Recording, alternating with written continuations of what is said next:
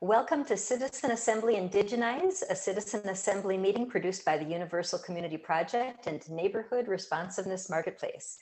Let's not ask how we can support Indigenous and Native Americans with money and flyers, although you can still do that too. Rather, let's ask how we can emulate them and live in holistic balance with each other and our earth. Join kindred spirits in examining Indigenous and Native American community systems and traditions. The program will begin with a presentation of Indigenous thoughts and actions. Then participants will discuss ways of implementing the same in our own daily lives. Participants can return and share experiences, what worked, what didn't. And if you want to get involved, our contact information is in the video description. Let's start with a round of introductions to tell our listeners who we are and where we're from. I'll start. I'm Staci Gustafson. I split my time between Northern Michigan and Southwest Texas, and my major focus is holistic community problem solving. Let's go to Odell next. Yes, I'm Odell from Austin, Texas, and my primary interest is community equanimity. And Daniel, your turn. Hey, it's Dan Tweed for Thousand Oaks City Council. I'll be at the Rotary Club Street for October 17th if you're in these parts, with a booth next to the Conejo Valley Makers. And my main focus is getting governments to pay attention and pay attention to long-term possibilities like the singularity, which is looming and no one seems to want to talk about. But look it up, the technological singularity. It's on Wikipedia, I think. Okay. Thanks, Daniel. And Cynthia. Hi, I'm Cynthia Leonard. I am grateful and full of love and inspiration today. Thank you so much for having me. I, as a philosophy person, I see the cycles of history repeating themselves over and over and over again, and I seek to alter those cycles. Thank you so much, Cynthia. And let's move on to our today's presentation. This is part 2 of the Indigenous Food Forest Project. And we have a video that is very compelling that features Dr. Andrew Judge, who is an Indigenous leader from the Ontario, Canada region. He is in Sault Ste. Marie now and works with the Algoma University. So we have watched the first part and we are going to finish watching with the second part. And Cynthia will start screen sharing with the video. You need to make me co-host again. Oops.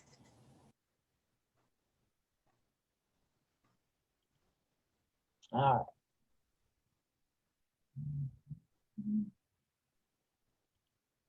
Hold on.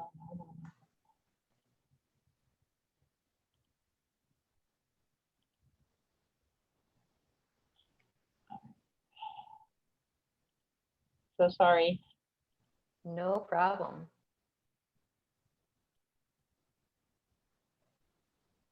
All righty. Are we ready? This is emerged over time, billions of years.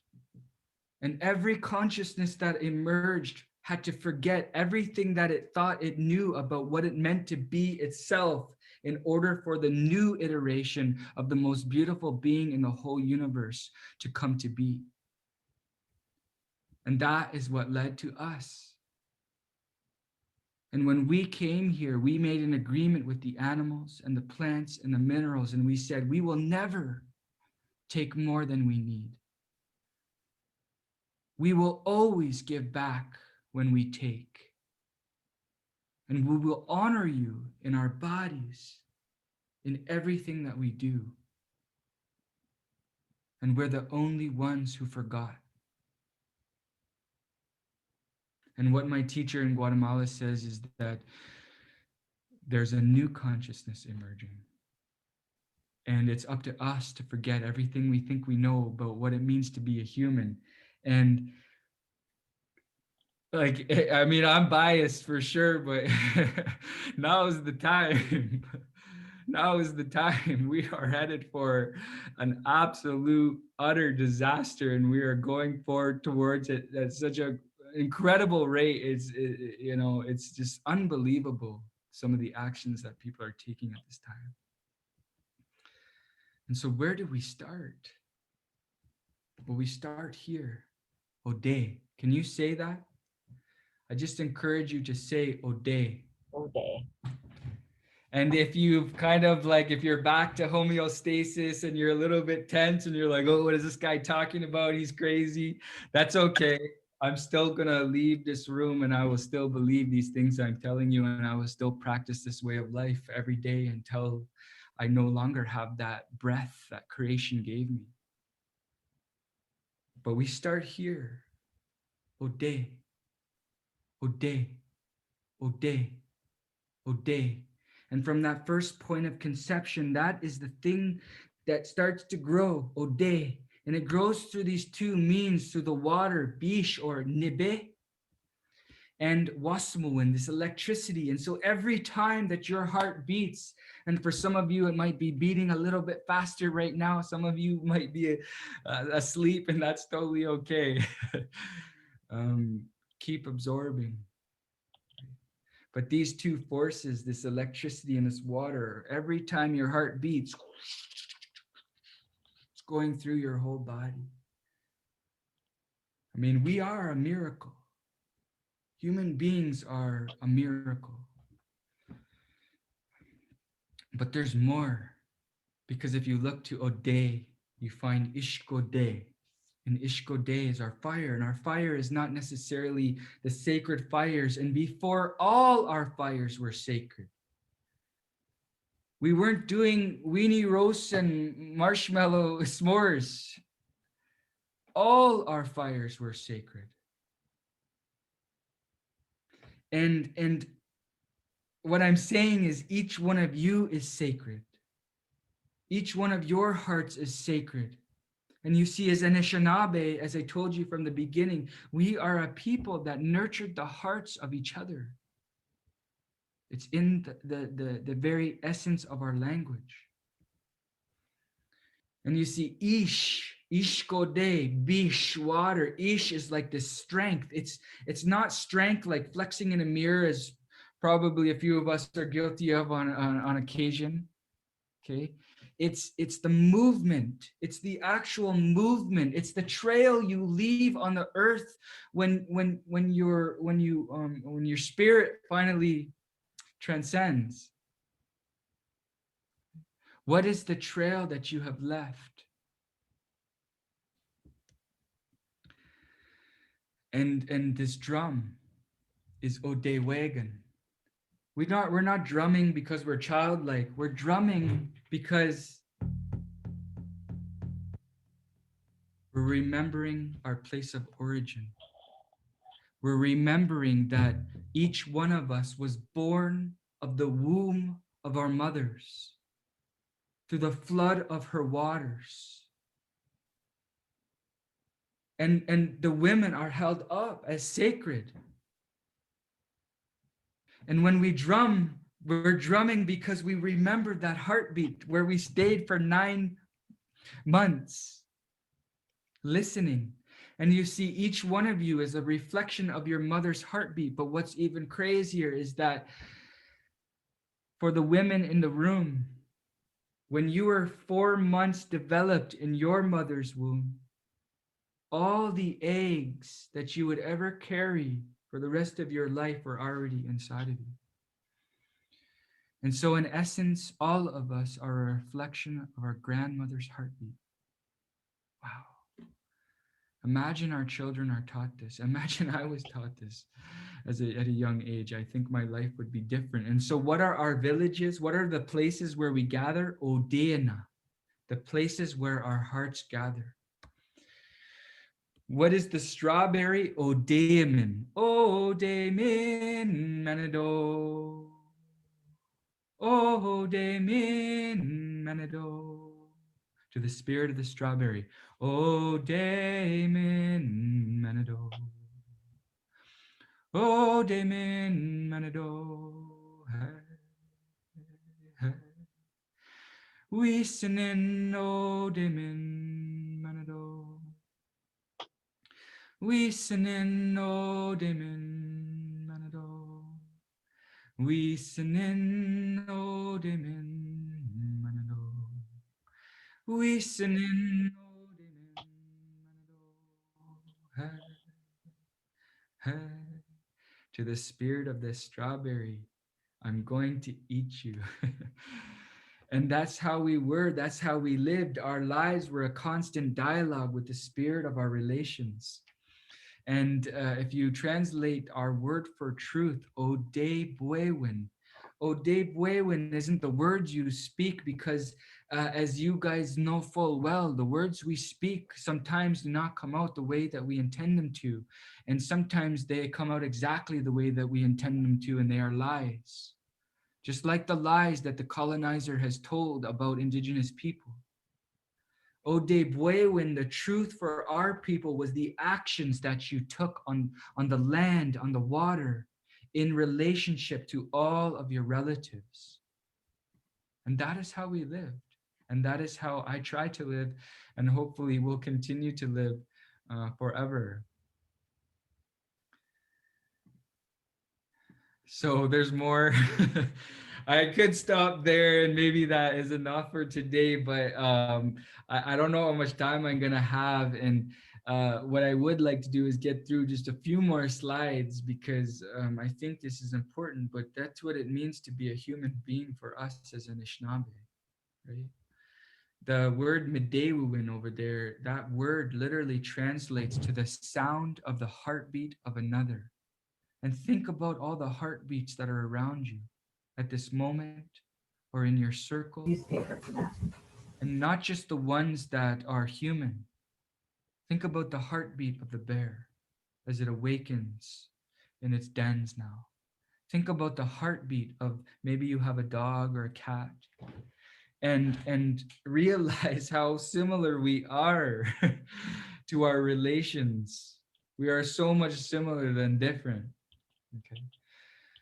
So I teach a 14-week course just on this, and what I want to what I want to say is that, you know, our cosmology. I've had these conversations with various religiously indoctrinated people over the course of my career and my life, and I love those conversations. I love having conversations with people who believe in something. And oftentimes I get asked, oh, well, what do you believe in? And it's usually a very condescending, what do you believe in? As if I can summarize in a moment our belief system. You know, but it's not something that can be summarized. That's, again, the colonized mind looking at us and being told we were these primitive people roaming around, ooga, ooga, coming out of freaking caves. Nothing could be further from the truth. In fact, civilizations larger than any that had existed at the time in Europe had come and gone in North America and Central and South America long before, you know, these so-called heroes arrived. Is it no wonder that most major scientific discoveries were found after meeting Indigenous people? There was no farming like you know it today in Europe prior to colonization. They learned that all from us. And what scale were we farming at?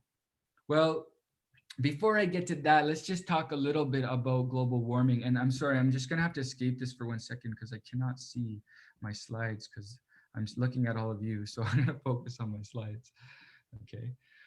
What threat are we facing right now? Well, if we limit our warming to 2 degrees, I think the Paris Accord was 1.5, okay? But if we limit to 2 degrees, which is almost impossible at this point, we are looking at 200 million to 1 billion climate refugees, 150 million annual deaths from air pollution. And I believe the latest stat was something like 60 million last year, deaths from air pollution. Okay. Like this is, I mean, it seems insane that I'm saying this, right? It seems like, am I actually saying this?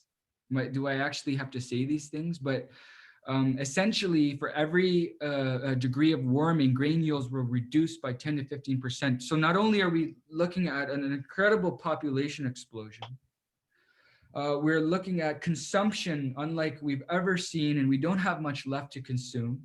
All our rivers are poisoned already. what's coming, and it's coming, whether you like it or not, will be absolutely catastrophic. Absolutely catastrophic. So please, you have to start preparing. You have to start preparing. I am. And how bad is it? Well, David Wallace Wells, he wrote a book called The Uninhabitable Earth. So it's a great book. I really encourage it, but it's really hard to read because I can only take it in chunks because you're just like, no way. We're actually looking at potentially 8 degrees of warming and the desertification of the entire planet.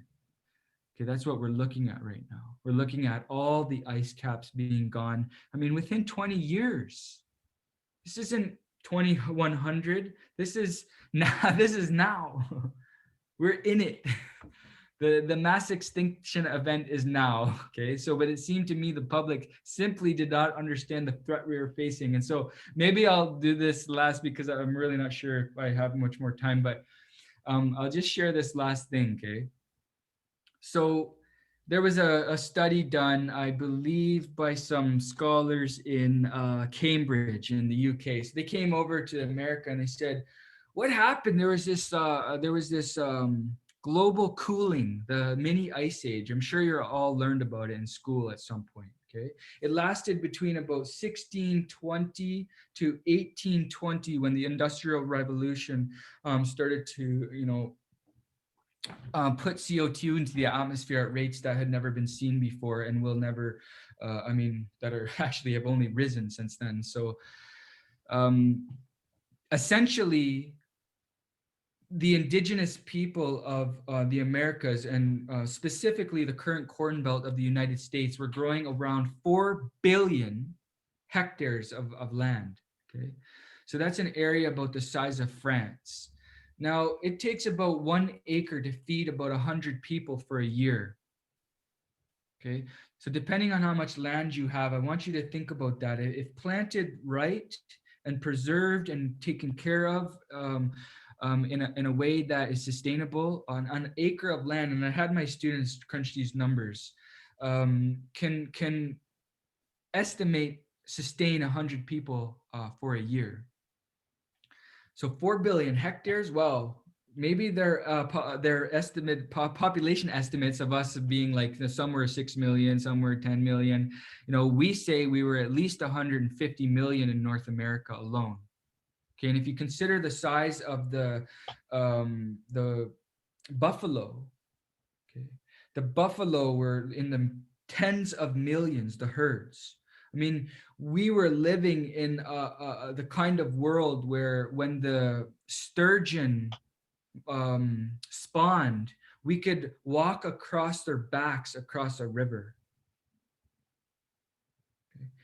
And we probably did. And it was probably pretty fun and pretty scary and like amazing because sturgeon can grow to be 12 feet long if you don't over harvest them, which we have, and I probably will never see one like that in my lifetime. Essentially, the point of this is that over about 100 years between 1500 and 1600, as the population was decimated, and the story that we're told, that I was told, was that, oh, those poor Indians, they didn't have immunity to those diseases. Well, no one had immunity to these diseases.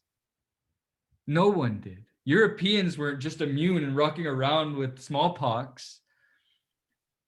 To put this in perspective, it takes the fastest ever crossing of the ocean in this time period was 60 days. That was the fastest ever. The average time it took for a ship to cross the ocean was about 120 days. And the incubation period for smallpox is something like 30 days, where you get the symptoms, you show, and you die. Okay, so how did those smallpox get all the way over here? It's just by accident. They didn't. Okay, and we have to face that reality and how devastating this must have been for the people who are losing entire communities, entire civilizations, and they did, in the tens of millions. For what? So you could spend the next 400 years pillaging. And I'm not speaking directly to you. It's just an emotional topic for me. So if we were to repeat what happened here, okay, if we were somehow to allow 4 billion hectares of land to go fallow, which is essentially what happened because there was nobody to take care of the land anymore, right? We were engineering huge billions of hectares, right? Essentially, if we were to be able to somehow allow 4 billion hectares of land to go fallow right now today and create a canopy, we would only reduce global emissions by about 10%. That's what we're facing right now. So I have a whole method that I use, it's complex and intense, and this is essentially what I'm hoping people will be inspired to do, is to actually work on the land and start to restore it and start to restore their communities and work together and be together. I worked with a community in Kitchener, and this is just some of the Indigenous knowledge that came out of, over the course of a year, 60 Indigenous leaders coming together and saying, what did we know and what should we remember and what should we teach? And so we had stories about the minerals and the weather and the plants and the trees and the fungi and the birds and the fish and the mammals and the reptiles. We knew them all. Those were our relatives. Of course we knew them. And so if you're wondering what you can do just really practically right now, go out and learn the names of 5 trees. And if you can't name 5 right now, that's okay. Remember, we have to have compassion because we're just humans. We're the weakest of all the beings.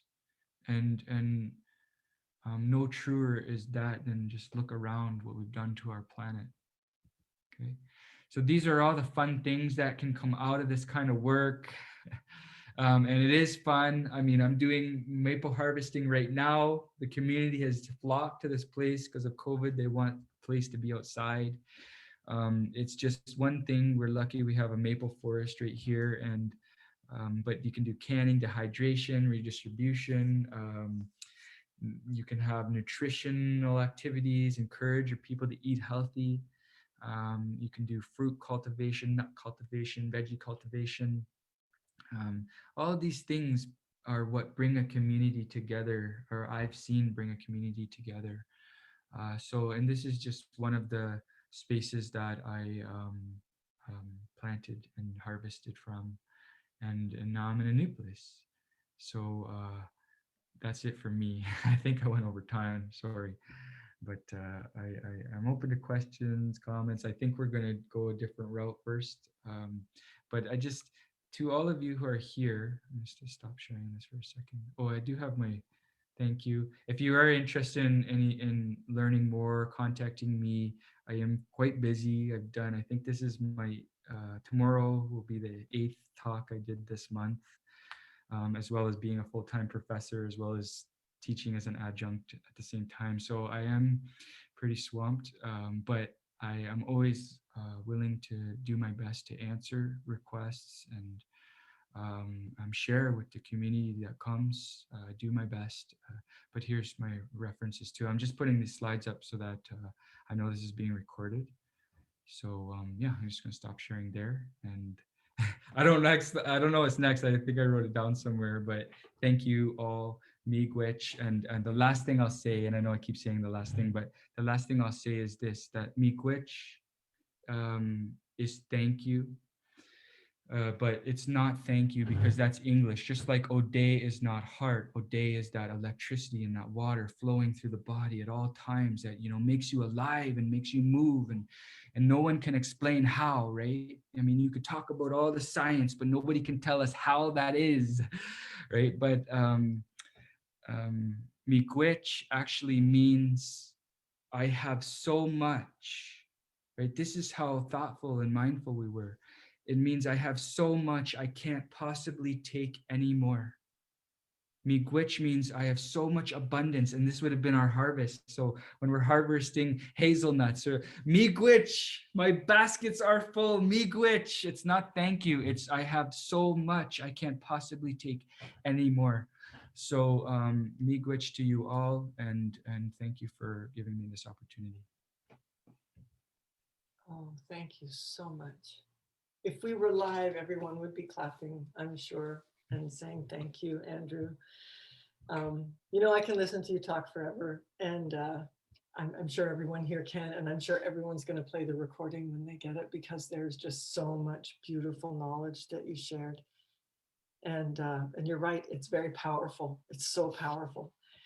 And you are the people that nourish the hearts of each other and of us, and you've nourished our hearts tonight so much. Thank you. Thank you. No problem. Yeah, well, yeah, thank you. Nakomase.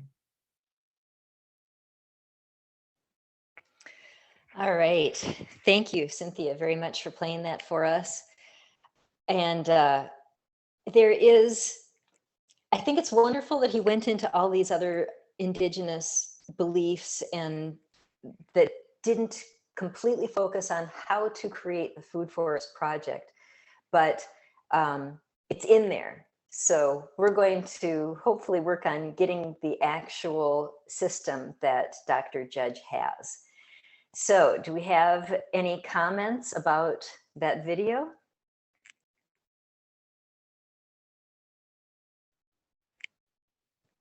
Daniel, you're muted.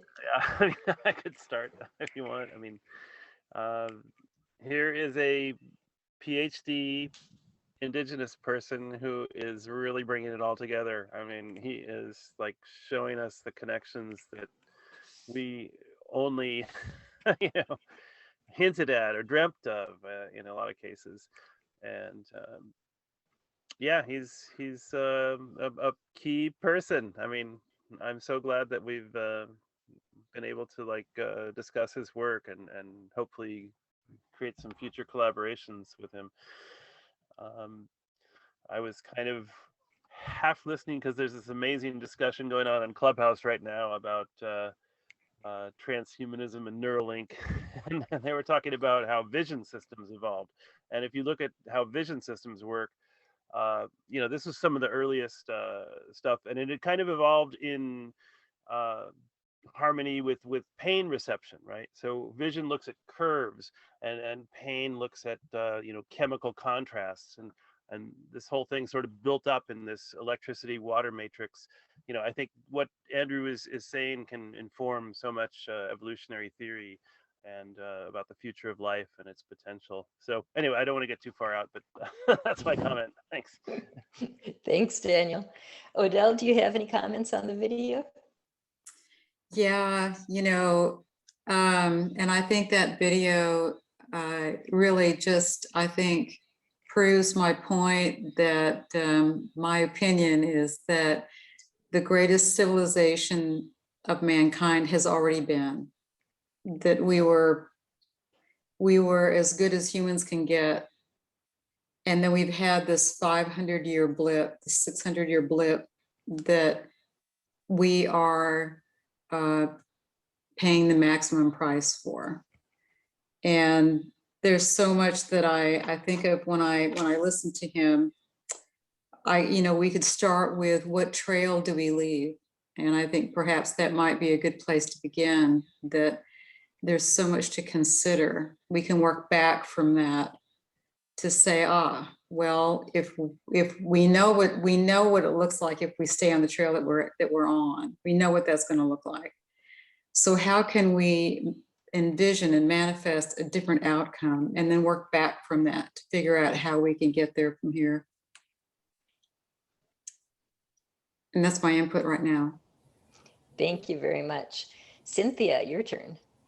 I would say it's already happening without us even doing anything about it, because the balance has to be maintained, and for every negative there has to be a positive. Like, energy doesn't go away, it just changes and transforms. So when you start having too much of the one, then the other one cannot help but to rise. And I would say that we are in the middle of a huge rising of consciousness moment, as well as a potential existential moment.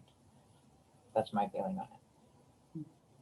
Agreed. It really feels like there's a groundswell coming. Daniel? Great point, Cynthia. And I think there's some evidentiary validation for what you're saying, because from what we know about science, we are in the exact middle of the scale of the universe. We are as far away from the limits of the observable universe as we are as far away from the Planck length, the smallest possible observable quanta of space-time. So, I mean, that should tell us something right there. Is like, wow, God is like setting up a observation party or something here. This is a de-expedition, as we say in ham radio. And by the way, this is ham radio field day weekend, where people go on emergency power and make as many contacts as possible. So yay, ham radio, KK6VR, VDR is my call sign. And I'm done speaking, thanks. Yeah, ham radio operators, we love you. You're there for us in an emergency. Cynthia? This is why I advocate for lovearchy. This is exactly why I advocate for lovearchy, to be positive, to be good, to be true, to be beautiful, to love and be grateful authentically. That is what we should all be doing. And Andrew had said, Daniel, talking to the point that we're in the middle of everything and how important we are, Andrew says we are the children of the holy ones, or maybe that was the Navajo teachings. But anyway, we are clearly born to be the stewards of our land, and we need to start doing that again. And Daniel, could you please explain to us the relationship between permaculture, the permaculture movement, and this food forest project idea? Oh, well, that's actually another name for permaculture: permanent agriculture, food forestry, regenerative agriculture. I mean, it's basically a kind of, you could say it's biomimicry. It's attempting to mimic the patterns we see in nature. Nature wastes nothing. Nature has an inherent understanding of how much energy is available and how best to utilize it. And that's kind of the story of evolution in a way, but yeah, I mean, if you look up permaculture, there are bound to be some permaculture people in your neighborhood, and you might even find a permaculture design certification course, which allows you to become a certified permaculture designer, or a PDC. And then you can go out and, look at a landscape, look at a piece of Gaia, look at a piece of sacred, life, and say, oh, here's how the water should go, and here's where the, whole systems are going to interact in the most harmonious way. So I would, big ups for permaculture. I would encourage everyone to, check it out and get involved in that. Thanks. Daniel, when you've researched permaculture, have you noticed them referring back to actual indigenous practices, or they're just looking at nature? That's probably a route that can be fruitfully explored more. Yeah, I don't know if there has been a lot of convergence between indigenous practices, but it sounds like they're completely, discovering each other. So yeah, I'm sure that there's going to be a lot of fruitful interaction on that path. Odell? I think about this, and I think about how to apply this to each community, and I think that later in that video, there's a lot of information about how they actually put together the garden, how they layer with cardboard and dirt, and how they all lay that out. So I think about, getting my hands on as much virtual information as possible by which to implement at a community level. And then also getting with cities to see where we still have acreage that can be converted. We have a lot of farms in the periphery of the Austin area, and they may be willing to, attempt to just utilize these systems in part of their lots to create an outcome or create something that we can track to see what's working. So, yeah, that's what I'm thinking about. You mentioned the no-till, and I would really like to explain that to people at this point. It is really exciting to me because I really don't like getting my hands down in the dirt and with the machinery and stuff.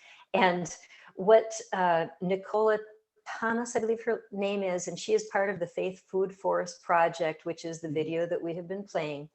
She has come up with this no-till process of planting. You lay down cardboard over your grass, then you throw some soil and fertilizer, this type of thing on top of it, and then you plant your plants. Right. And the cardboard, number one, suppresses the grass that's already underneath. And then it provides food. The worms love it, apparently. They turn it into more fertilizer. The plant just grows right into the ground through that, using it for nourishment. And you don't have to do all the hard work. I just love that. I hope that that's the type of, that system was built for the Sault Ste. Marie area up around the Great Lakes. And I'm hoping to research something like that for Texas here, because it's a very different landscape. It is very dry, it's very rocky and sandy. And I will tell you that it works really well, because that's exactly how I built my garden. Tell us. I layered it with cardboard and put like a border around it, and then just put good dirt on top of it, and it just, like, that thing flourished. I was actually concerned about my safety with the size of some of those plants that were coming out of there. Cynthia, how did you know about that planting process? It just seemed like a good idea, and I had cardboard. That's absolutely amazing. And I didn't want to spend money on that landscaper stuff because it doesn't last, and I don't see that it's a good thing in the long term. So yeah. That's absolutely amazing. I'm so thrilled. So where did you do that planting? In Pennsylvania. In Pennsylvania. And the place where I lived was actually built on top of what was formerly a garbage dump. So all the soil was just not good. So yeah, I put the cardboard down, and I spent years putting this garden together, like making my own mulch, and just everything, going out and talking to the plants every day, and yeah, like my heart and soul went into that. Well, it's the Bella Leonard Memorial Plant Library. So if that tells you how much love I put into this thing, and then they tore it down. Oh no. But yeah, it works amazing. It works amazing. Like because even with that landscaping fabric that they have, what I'm talking about, that black stuff, like even that lets the weeds through and stuff. That cardboard doesn't let anything through. Nothing. That's such wonderful experience. Thank you for that. That's just invaluable. Odell? You can also get wood chips delivered for free to most land. And wood chips are another great way to remediate a plot of land. How so? Oh, they hold water. They act as mulch. They fertilize. They cultivate biodiverse microorganism biomes. I mean, in fact, one side benefit is the load of wood chips that I had dumped on the front lawn here, the former front lawn in Thousand Oaks here. Had a lot of pine tree seeds, or palm tree seeds. So now there's like 100 little year-old palm tree seedlings poking up through the wood chips. I think they go for $8 each on Craigslist. So got a little nursery tree farm business going. Thanks. And I would say that what you just said kind of speaks to my point. Like, life will always find a way. All we have to do is stop killing it, and it'll be fine. We just need to stop killing it. That's the key. If you don't kill it, it'll grow. I know it seems like an oversimplification, but yeah, get out of the way and life will be just fine. That's right. For sure. Just step off, human. You do not know more. Like, just let it be until it gets to a point where maybe you can carve out a little space for yourself. But in the meantime, like there's abundance everywhere. People don't even see it. I've had people actually, you know, pshaw me because I pulled some berries off of a bush and just ate them, and they were like, well, you didn't get that at the store. You don't know where that berry's been. I'm like, I know where that berry's been more than I know where the berry at the Been store right has here. been. Right there. Like that freaking berry has been traveling. Stuck on this plant. Yeah, thank God there's no government level permaculture approval agency yet. Oh my gosh. Oh hush, here they come. Little permaculture Oh my Nazis. God, I didn't mean to give him any ideas. But you know, for me, that absolutely spoke to, you know, just as a whole, we seem to be completely disconnected from that which is keeps us alive. Yeah, we are. Yeah. And I mean- who is profiting from that? Cui bono, follow the money trail, you know, who's Exactly. brainwashing us to ignore the life-sustaining elements. Yeah. Oh, I can't wait until the patriarchy falls. That's another discussion. I guess. Have I mentioned that before? I wanted to talk about the nurturing of the plants. Did you have something you wanted to say, Odell? Oh, I think I was just, you know, I'm constantly thinking about, you know, what systems could be put into place. I think, you know, so I think of a community. What do people already know? You know, and ways to implement that change. I was also wondering and meant to ask, how many communities has Dr. Judge implemented? I know that he was working with some groups. I was trying to think how many communities that he has implemented in his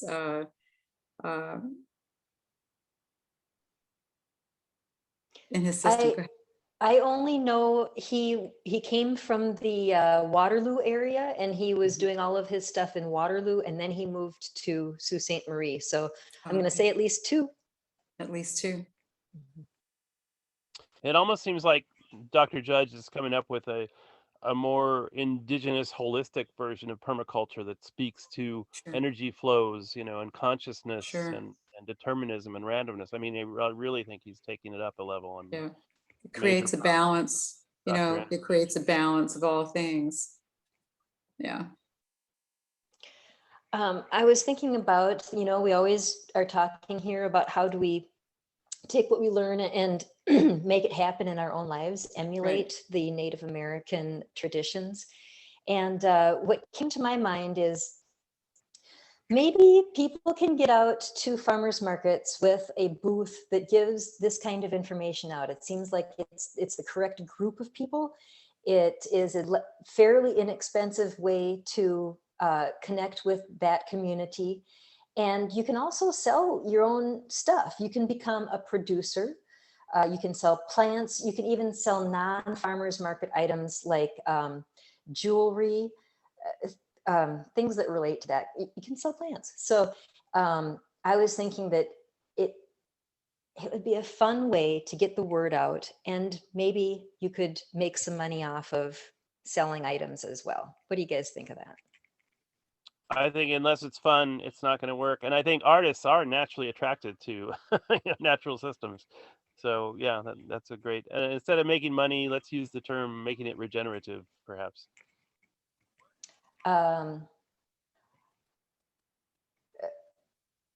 Making money for the person at the booth. I'm thinking I about. think the point of making money is that it becomes self-sustaining, and you don't necessarily need a money component to be self-sustaining. So let's open our minds up to, you know, non-monetized forms of self-sustaining regeneration. I was just saying, if you're going to spend your time at a farmer's market, you can sell your crafts, and if they're related to the initiative. And you could probably do it in kind of a stealth way, because you could probably say to a farmer's market vendor, hey, I have this craft that I'm wearing on my person. Can I kind of hang out and talk to people about it? And if they gave you permission, I don't think that the farmers market would have a censorship role at that level, perhaps. That's just a thought. I don't know how it would work. So then I was thinking, at a farmer's market booth, if you're distributing information about these food forests, you're likely to get a lot of people, excuse me, who aren't going to do the whole permaculture thing and build a swale into their land and the whole different multitudes of trees. It's not going to necessarily create a food forest. However, if the only thing that happens out of these farmers market contacts is somebody decides to grow and nurture one plant, I think that's a really big difference in mindset and heart and the things that we focus on. And that thing takes attention and nurturing. And I think that would be good, even if it doesn't result in a complete food forest. Yeah, and you can implement permaculture ideas at very small levels. You don't need to get all, landscape swaley and hugelkultur mounds and things like that. I mean, you can make a little keyhole garden. You can make a little elevated, grow bed, and you could do vertical aeroponics. I mean, I think it's all of a piece, really. So don't be intimidated because you can't do the whole giant, Megillah.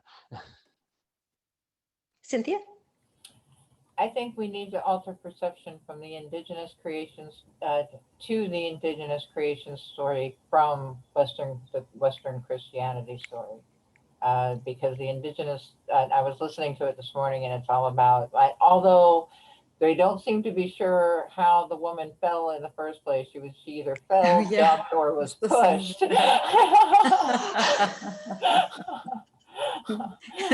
Yeah.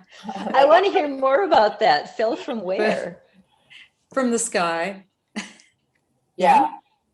No, nobody seems to be sure if this was like an intentional act of malice or willing choice or just an accident. Like nobody seems to be sure on that. But once it happens and she falls, like it's all about rebirth and creation and becoming, as opposed to Western Christianity, which is all about domination and control and we're better than these other people kind of a thing. So yeah, the whole headspace. So I think about sustainability in terms of just, bringing life back to mankind as a whole. This is a part of that. To answer your question, Stacy, I was thinking not so much a marketplace as I do the schools, or contacting, HEB and maybe Whole Foods and seeing if they can create a presence within their own systems. Because they're already kind of poised for that. They already have the land, they already grow or no growers. I know that we have a lot of American farmers that would love to get back to work if they could get Monsanto out of the way. These kinds of things. So I think that there may be a way of and again, that would be working with systems that are already established, but to bring that up. I think about these things because I keep thinking that we have to do it quickly. When Dr. Judge said, you have got to prepare, I would have loved to hear the list. How can we prepare for what's coming next? What's on that list from his perspective?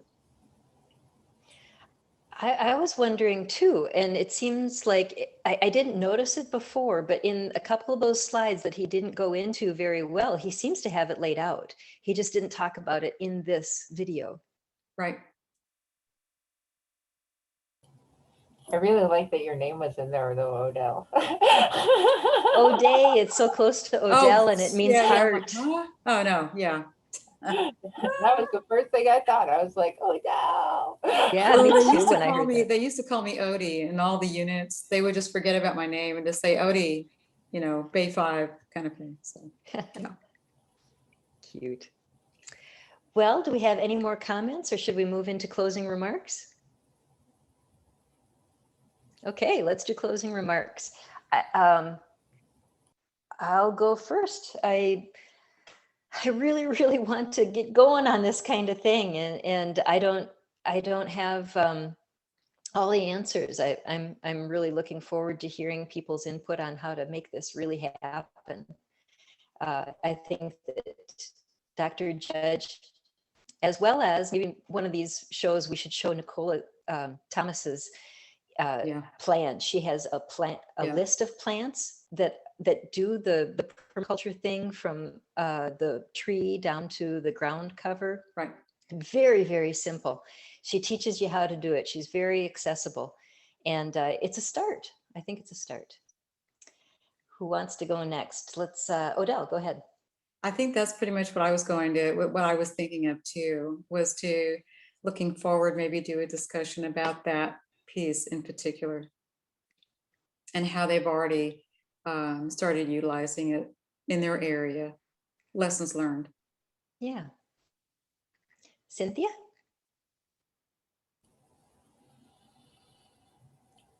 Well, first, to reiterate my point about the creation story versus Western Christianity, I think we need to alter perception there, and we need to get the majority on board with this. We need to get people to start mimicking the one monkey, and the only way to do that is to start doing. You know, like this is what this monkey is doing. If you see it of benefit, then you can do it too.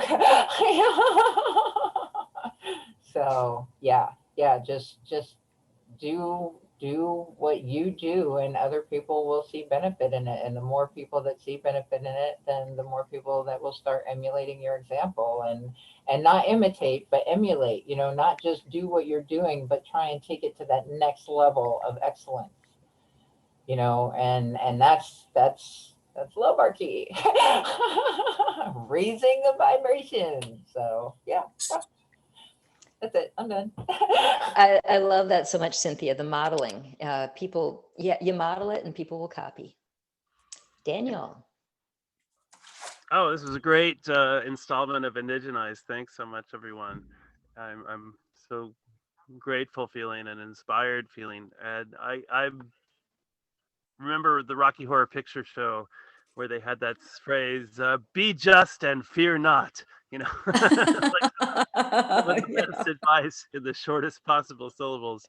And,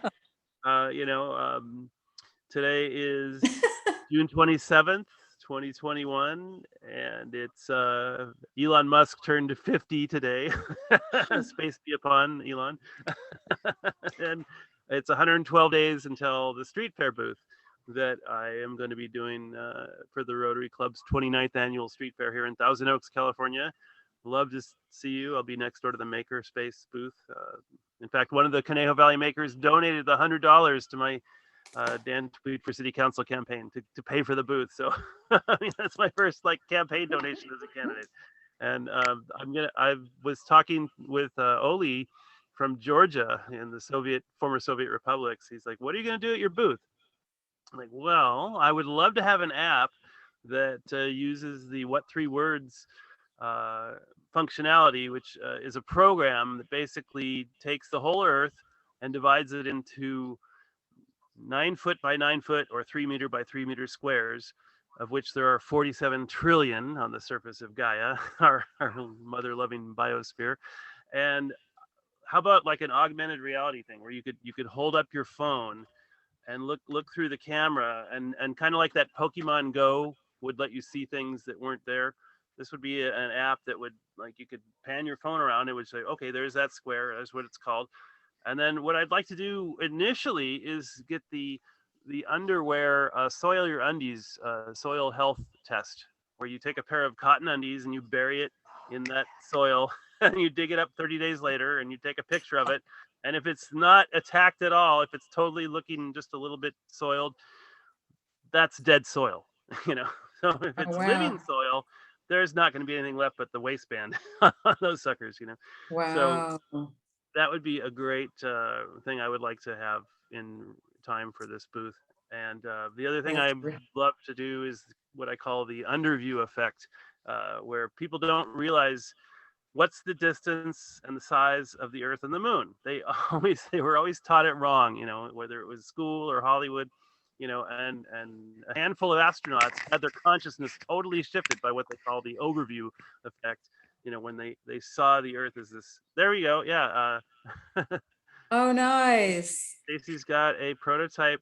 So basically, yeah, a marble is going to be 30 marble diameters from a BB. But guys, this is the white thing, that's not the moon. The moon is actually half the size of that dot at the end here. Yeah, it'd be a little hard to write Oh, jewelry. That's how far and small the moon is from the Earth. I appreciate you couldn't find a appropriate size bead.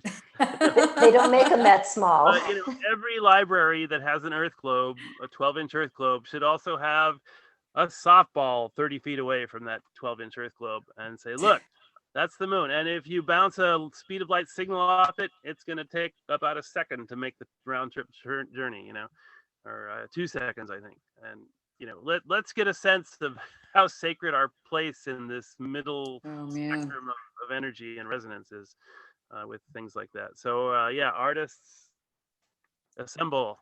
I'm done. Thanks. I'm so glad, Daniel, that you weren't going to ask us to take our soiled underwear and do something with it. Well, you know, it's funny. I was at a candidates debate, and when I mentioned the Soil Your Undies project, I totally cracked up the candidate next to me, and he like lost his whole train of thought. You know, that was like worth it. You know, as part of the onstage candidates debate thing. The question was, what would you do to make better entertainment in Thousand Oaks? You know, well, this science can be entertaining. You know. Soiling your undies. Yeah. Oh, Let's man. entertain ourselves with soiled undies, you know. Oh, that's great. All right. Thank you guys so much. This was a really fun meeting. And thank you Yes, all so indeed. much for attending and participating in Citizen Assembly Indigenize. And please come back next week. Give us your insights and experiences about indigenizing your life. Thank you all. Nice.